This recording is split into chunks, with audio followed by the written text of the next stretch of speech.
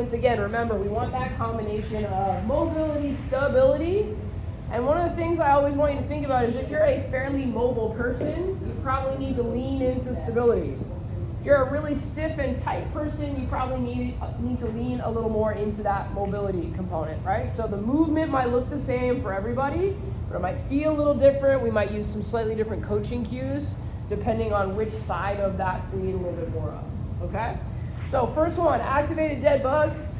I want you to start by setting the pelvis into that neutral position, a little bit of a core brace. Bring the knees up to 90 degrees, bring the arms up straight, and now you're gonna press your right hand into your left knee, drive the left knee into the right hand, and then go ahead and extend opposite arm and leg. We wanna do 10 reps here, and I want you to breathe and keep that tension. So there's a balance point. You push too hard, you can't breathe. You don't push hard enough, you don't really feel anything. So play around with that a little bit as we activate these 10 reps, making sure the pelvis stays in neutral.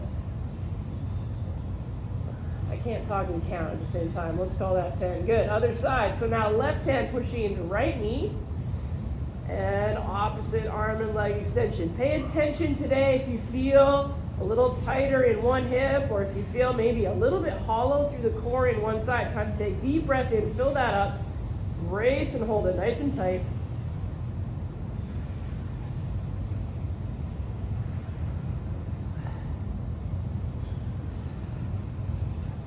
Beautiful. All right, second movement, supine knee to chest. So I want you to start with the legs extended. Feel how that typically takes the pelvis into a slight forward tilt, and bring it back so the pelvis is in neutral again. Okay, breathe in, bring the right knee towards the chest, grab on to the top of the shin, exhale, pull the knee towards the shoulder, but extend and push the left heel down. Okay, then we breathe in to switch legs, push the right heel long and down, drive the left knee towards the shoulder. Each time you change sides, you might pull the knee at a slightly different angle. So maybe a little bit wider, maybe a little bit narrower, but think about it as kind of trying to find or carve out where the edge of the hip socket is. And based on all the stuff we did yesterday, you're gonna probably feel a little bit of spice in that inner thigh, maybe in that high hamstring. Okay, as we're doing this, remember, pull the shoulders down to engage the lats. So we're not just pulling knee to chest, we're also driving the elbows down and back, staying nice and stable, rib cage stacked right over top of the hips. Should be about the last one here on the left. Excellent. All right, from here, prisoner, side to side knee drop. So hands behind your head, spread the elbows out nice and wide. Same thing, pelvis neutral, ribs down. Your feet should be wider than your shoulders. You're gonna go ahead and drop both knees down to the right. Now let's take a quick check here. You're gonna pick your head up. You wanna try to make sure that left knee is in a straight line with the left hip through to the left rib. So we've got hips in extension, okay? Then you're gonna inhale, roll over to the other side. Take a quick pause, look up. Maybe you need to walk your right foot a little further out so that the hip is extended. Okay, now that we know where the feet are, we're gonna go side to side. So inhale over the top, exhale to press down. Let the hip rotate, so your low back on one side comes off the floor a little bit. But I want you to try to keep your elbows and your shoulder blades down. So we're trying to keep that upper back nice and stable as we're rotating through that hip and low back integration. If it feels comfortable, you might even push the knees down a little closer towards the ground. Feel that nice stretching from the hip.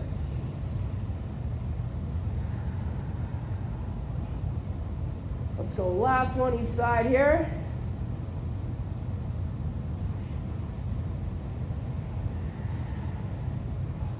Excellent. All right, coming into our hip bridge. Now you got a couple options. You can take a 2-foot hip bridge if that's a better choice for you. You can progress it by coming into a B stance or a 1.5 stance, which means 1 foot flat, 1 heel on the ground, biasing the work into the leg where the foot's flat. If you want to go into the full option, you're coming into the self-resisted glute bridge, which is both hands driving into one knee, knee driving into hands. And then whichever option you take, let's go for 10 repetitions. If you're in the fully self-resisted glute bridge, I want you to dorsiflex, the foot that's elevated, and your range of motion is not quite as high as you think. We're trying to stay in the glute. We don't want to extend so far that we're losing neutral in the spine. Nice job on that breathing. 10 reps, and then switch sides. Try to have the shoulders stay square, the rib cage stay braced, and on that working leg, big toe, little toe, heel, full foot contact on the floor. If you feel wobbly, think about squeezing the knees together a little bit. Give me a little bit of adduction. That'll typically help stabilize. Awesome. All right, from there, bow and arrow. I'm gonna lie on my left side to start. That means my right arm is kind of the one doing the stretching. So elbow, nice and straight, shoulder directly underneath me. I'm lying on that side deltoid, and if it's comfortable, I wanna hold my head up so that my spine is nice and extended, okay?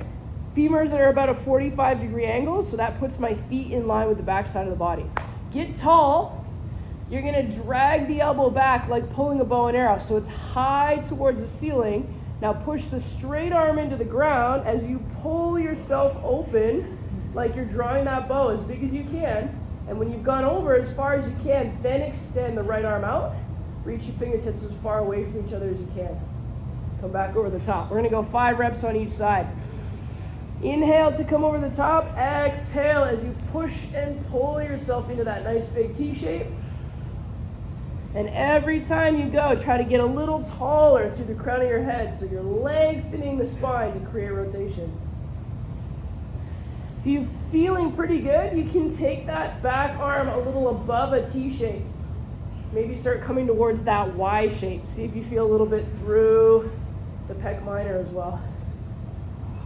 Beauty. Left side. So remember, try to get tall. Bottom arm, deltoid is sort of on the ground, so it's almost like a repressed and slightly depressed and slightly retracted shoulder blade. Pulling that top elbow up and back like a big bow and arrow. Pushing the straight arm down into the ground as you pull the bent elbow back. Excellent. Big inhale to pull back, big exhale. And again, I want you to think about energy in this movement. So get tall, push and pull with the arms. And if you're feeling pretty flexible, when you pull the left arm back, think about pushing the left knee forward. So that's going to keep the hips more vertically stacked. One more.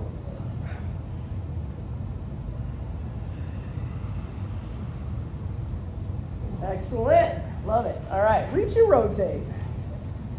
Coming into our side plank, kind of like a side plank hip thrust setup. Elbow directly under shoulder. You're going to take that top leg back, tuck the toes, and I care less about butt to heel. I care more about extension through the front of that hip, okay? If you take your bottom leg, you're just using it to kind of help trap the knee with the leg back, okay? Now, take your top hip, roll it forward a little bit, bring the rib cage in, and then get tall, pulling your head back so we're nice and extended, okay? From there, inhale, big circle overhead. Exhale, rotate. Try to twist yourself around the length of the spine. Inhale, big circle. Push the floor away as you rotate. So you're not collapsing through the shoulder, but we're really energized as we come into that spiral rotation of the quad and lat. Usually do about 3, and then if you want to add a little bit, once you're in that rotation, now extend that right arm forward. When you do it, try to keep the torso facing down towards the ground, and big reach. Awesome. Other side. So left elbow, nope, right elbow, underneath my right shoulder. Extending the left hip. And again, remember, roll that left hip forward and get tall through the length of the spine. Big inhale overhead. Exhale, push the floor away as you try to rotate the left rib cage down towards the floor. Breathe in. I want you to avoid just sort of falling forward, right? We're not trying to hinge, we're trying to tighten, twist, and rotate.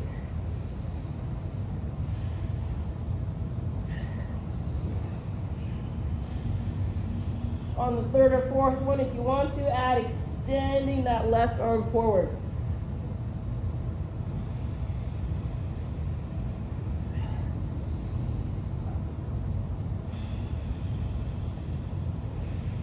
Oh, feels so good. Nice job. All right, coming into our spinal movement with our segmental cat-cow. So, hands under shoulders, knees under hips. I want you to start by pressing the laces, the tops of your shoes, down into the floor. Tuck your tailbone under, round the spine, push the floor away, spread the shoulder blades, tuck your chin.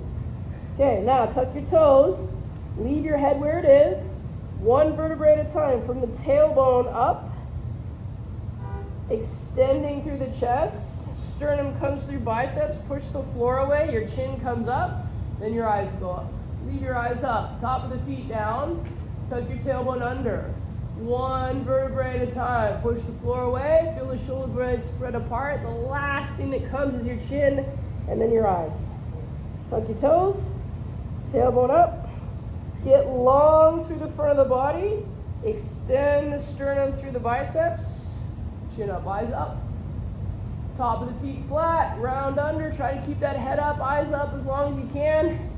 One vertebrae at a time, one more in the other direction. Tuck toes, tailbone up, don't let the belly fall, get long, get tall. Spread the upper chest, chin up, eyes up, neutral spine. Good job. Feet together, knees apart, sit your butt back. This is the one we forgot yesterday. So active child's pose just means I'm reaching my fingertips forward so my elbows stay up off the ground. You can put your head down if it's comfortable, but you don't have to. We would take about 30 seconds in this position here and maybe just a little bit. Think about pushing your butt back further on your heels. If this is causing you knee pain, you don't have to sit your butt all the way back. You could also put a towel or a little rolled up yoga mat underneath the knees to reduce the amount of knee flexion, right? From this nice length in the lower back, I want you to slowly walk your fingertips towards the left, like you're trying to walk to 10 o'clock on a clock face. Okay? And what we're looking at here is sequencing. So I'm going to offer you 4 opportunities to stretch. You're only going to take as many as feels good, right? You need to still be able to breathe. So number 1, I want you to think about sitting your right glute back on the right heel just a little bit. Number 2, I want you to maybe walk your right fingertips forward just a little bit more. Keep breathing. Number 3, you might slide your rib cage to the right just a little bit. And only if it's available, number 4, you might turn your right armpit down towards the floor just a little bit more. Breathe. Exhale. Good. And then walk the hands back to the middle. And do that same thing on the other side. So this time walking over towards 2 o'clock. Okay? Don't expect that both sides feel exactly the same. Just because you did all 4 steps on the first side doesn't mean you necessarily do all 4 on the second side, yeah? Let's try it. Left butt towards left heel. Maybe left fingertips walk forward just a little bit more. Feel how that pulls your shoulder away from your rib cage. Maybe step 3, slide the rib cage to the left just a little bit. Breathe. Maybe number 4, rotate that left armpit down towards the floor. Deep breath in, spread the ribs, fill the waist. Exhale, and walk the hands back to the middle. Whew. Walk your hands back. Nice job. How was that one? Beauty. How did I forget it, right? All right, hands and knees. We're going adductor rock back. So extend that left leg out to the side. I like to take the inside edge of my foot like a blade, kind of press it down into the ground. My ankle's dorsiflexed. You can certainly roll the bottom of your foot flat to the floor. That's likely going to give you a little bit of a peroneal stretch. Do whichever one gives you better connection to the adductors. The thing that we care about is really trying to open up in that inner thigh, okay? Try to keep the head in line from here, a little bit forward and back, somewhere around a 4 or 5 out of 10 stretch sensation. We're getting a nice little bit of wrist mobility happening at the same time. Okay, pull back and hold. Now, what's really important is keeping that little bit of tension in the stretch for the inner thigh. So the kneecap slides up towards the hip just a little bit to hold the leg in place. Left hand coming behind left ear. Rotate that elbow down towards the floor. Push the floor away. Rotate up. Stay connected to that left adductor. Let's do about 5 of these T-spine rotations.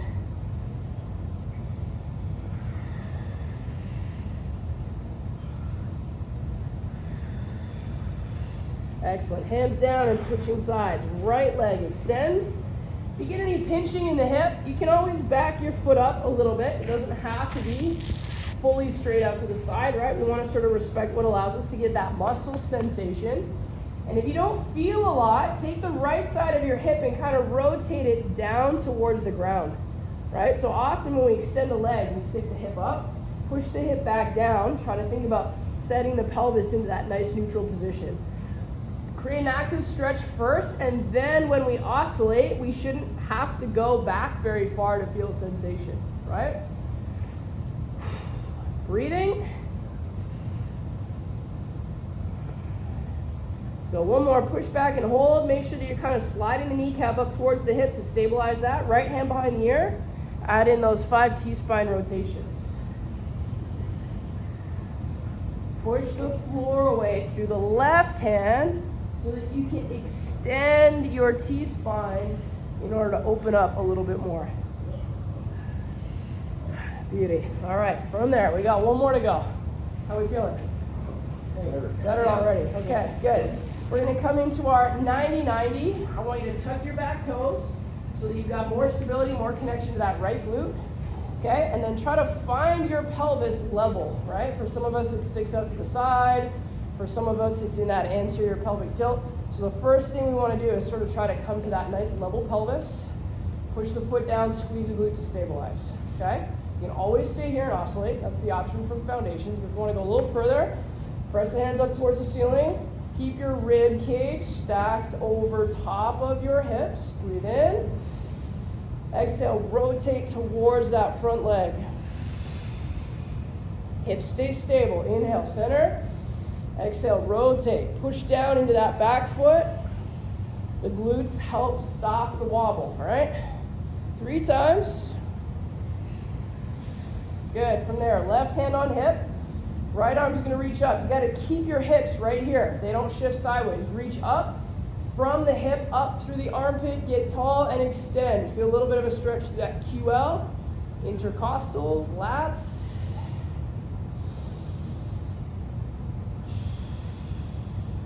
Good. Then we're going to extend that front leg out.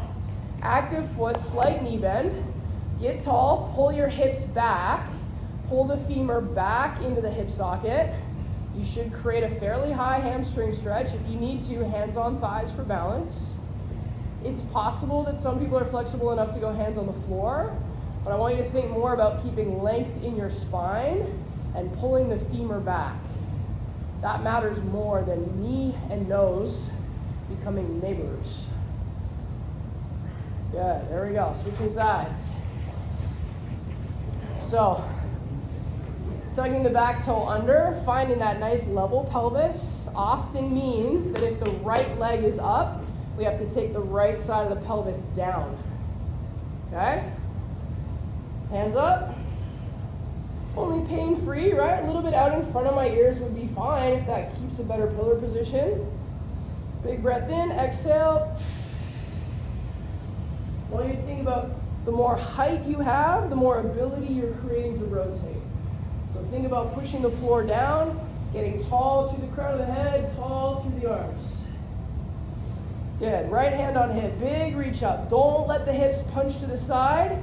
Extend, lengthen, and reach. Hip flexor connects your femur to your spine. So by keeping the pelvis stable and by extending through that lateral stretch, we get nice, good release through the hip flexor. Nice job. Front leg extends. Keep a little bit of a knee bend, pull the toes up, get tall, pull the hips back. Think about that hinge. Oh, we don't feel these from yesterday at all. Good, you got it. If you want to work even just a little bit more, push your front heel down into the ground and try to wrinkle the carpet a little bit, like you're driving your back knee forward and you're pulling your front foot back. Hello, hamstring. All right, and out. Nice job.